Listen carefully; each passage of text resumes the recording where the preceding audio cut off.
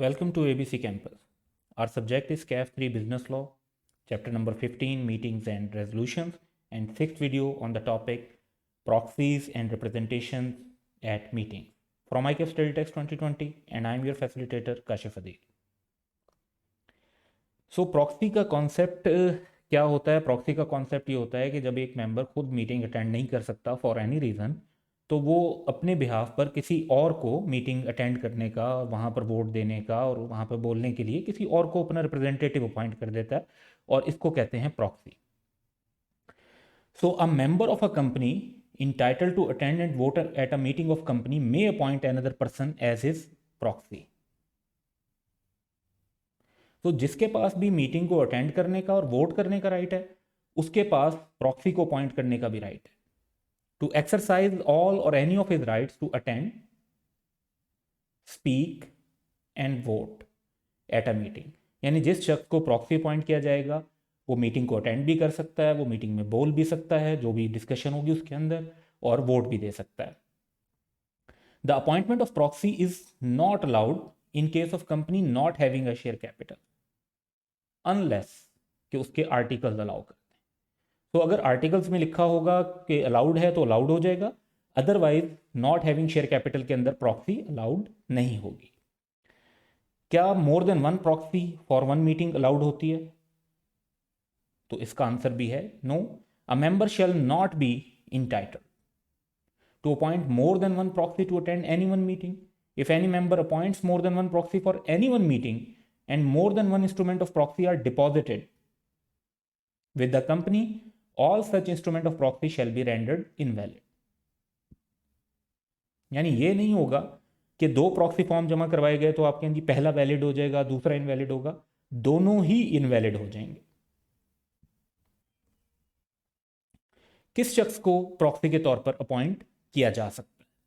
A proxy must be a member unless the articles of company permit appointment of a non member as proxy.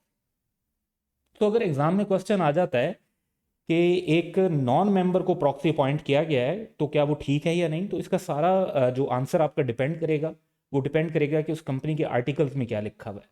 अगर उस company के articles के मुताबिक non member को proxy के तौर पे अपॉइंट किया जा सकता है तो फिर ये अपॉइंटमेंट वैलिड होगी, अदरवाइज नहीं होगी.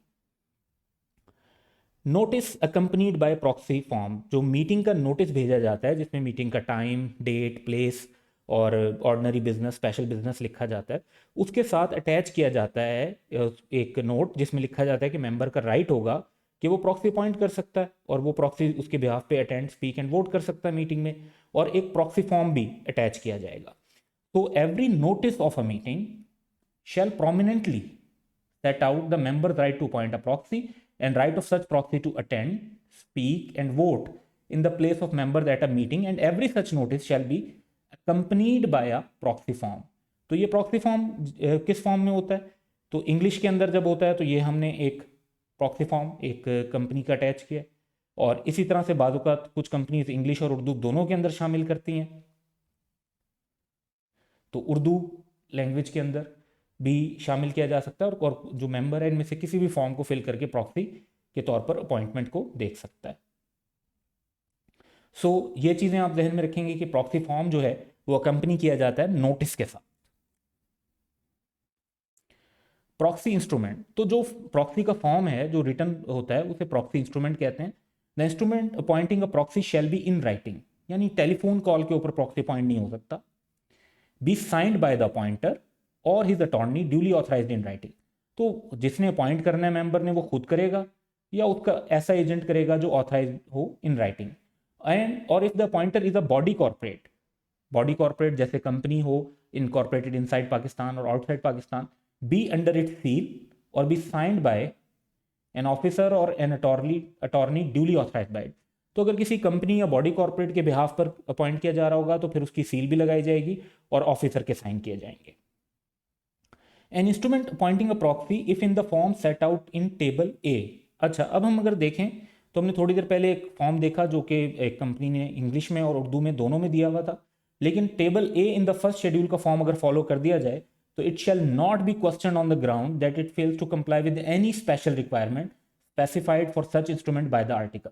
तो अगर एक कंपनी ने अपने आर्टिकल्स के अंदर कोई डिफरेंट फॉर्म भी डिफाइन किया हुआ है, तो अगर एक पर्सन टेबल ए वाला फॉर्म, अब टेबल ए वाला फॉर्म जो है वो ये है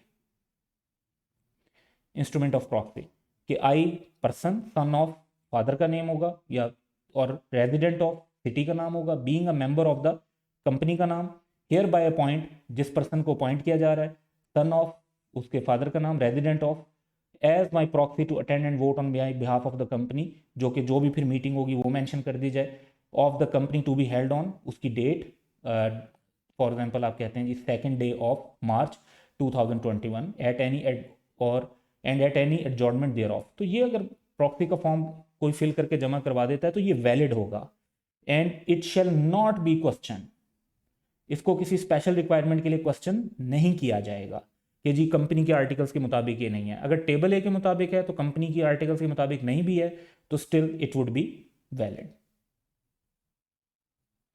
time limit, the proxies must be launch with the company not later than 48 hours before the time of holding a meeting, and any provision to the contrary in the company's article shall be void।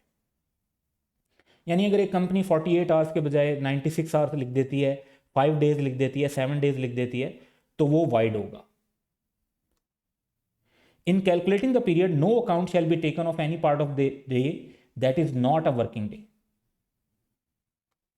यानी ये जो 48 hours होने चाहिए ये working day वाले होने चाहिए।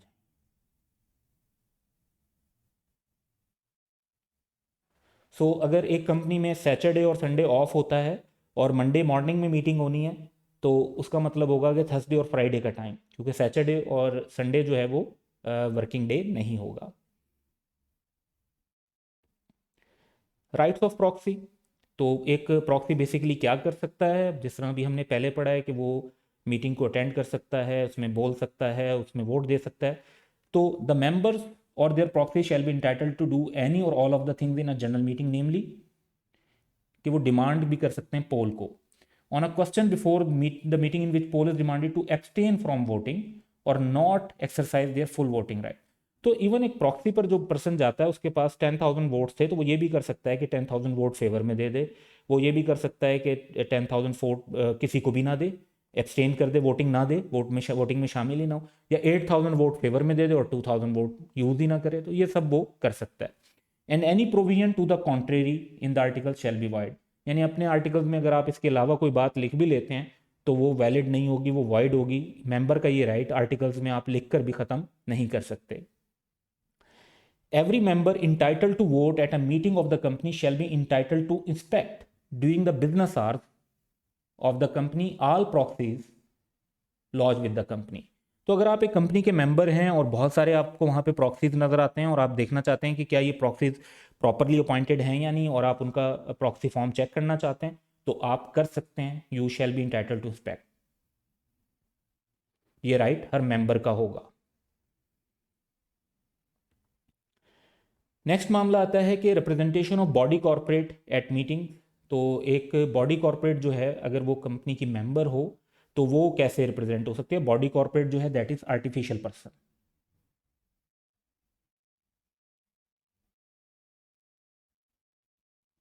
तो प्रॉक्सी तो ये हो गया कि एक नेचुरल पर्सन अपनी जगह पर किसी को कैसे अपॉइंट करता है। तो बॉडी कॉर्पोरेट के अंदर याद रखना है कि कंपनी भी शामिल है। तो अ बॉडी कॉर्पोरेट और corporation which is member of another company may by resolution of its board or other governing body authorize an individual to act as its representative। जिस तरह एजेंट अपॉइंट करते हैं उसी तरह आप एक इंडिविजुअल को अपना रिप्रेजेंटेटिव अपॉइंट कर सकते हैं।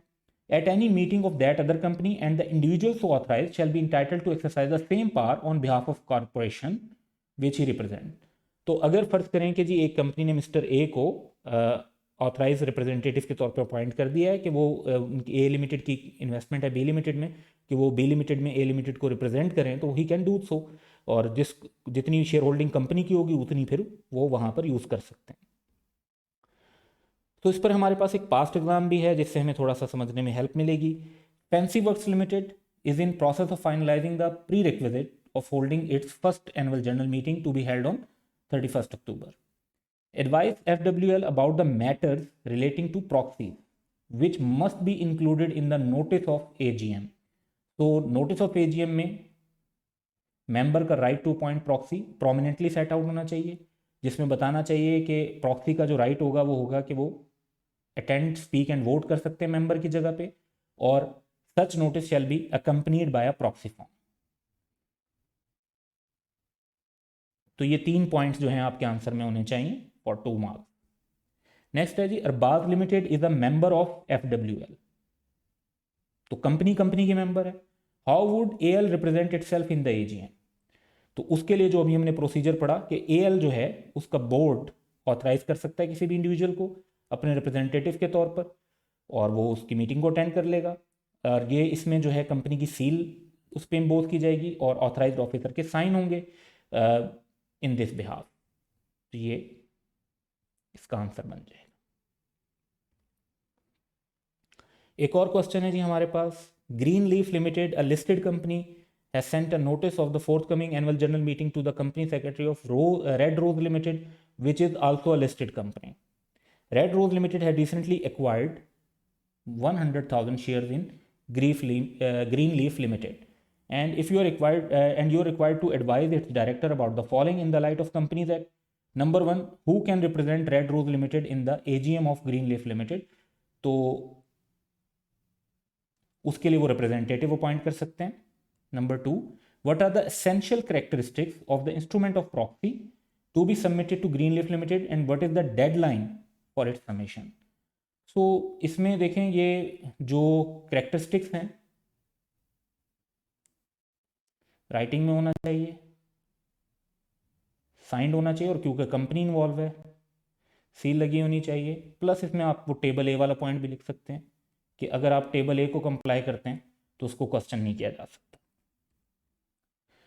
The company which is member of another company may by resolution of the board or other governing body authorize any of its official or any other person to act as its representative at the meeting of that other company. The instrument appointing a proxy shall be in writing under company seal or be signed by officer authorized duly. The proxy should be lodged with the company not later than 48 hours before the time of meeting. Body corporate यानी company और other body corporate artificial person as a creditor.